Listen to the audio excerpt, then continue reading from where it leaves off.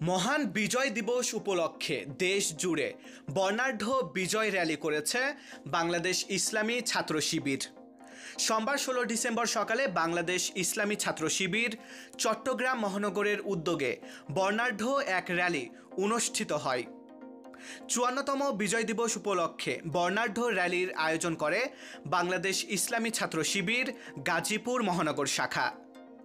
ইসলামী ছাত্র শিবির ঢাকা মহানগরের উদ্যোগে কেন্দ্রীয় সভাপতি মঞ্জুরুল ইসলামের নেতৃত্বে বর্ণাঢ্য র্যালি অনুষ্ঠিত হয়েছে।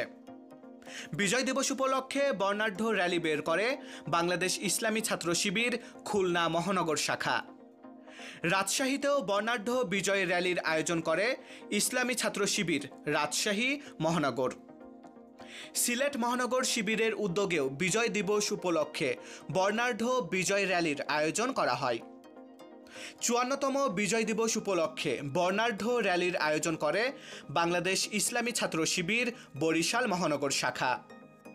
রংপুর মহানগর শিবিরের উদ্যোগেও বিজয় দিবস উপলক্ষে বর্ণাঢ্য র্যালি বের করা হয়। মারুফ হাসান বিশাল, বাংলার ১০।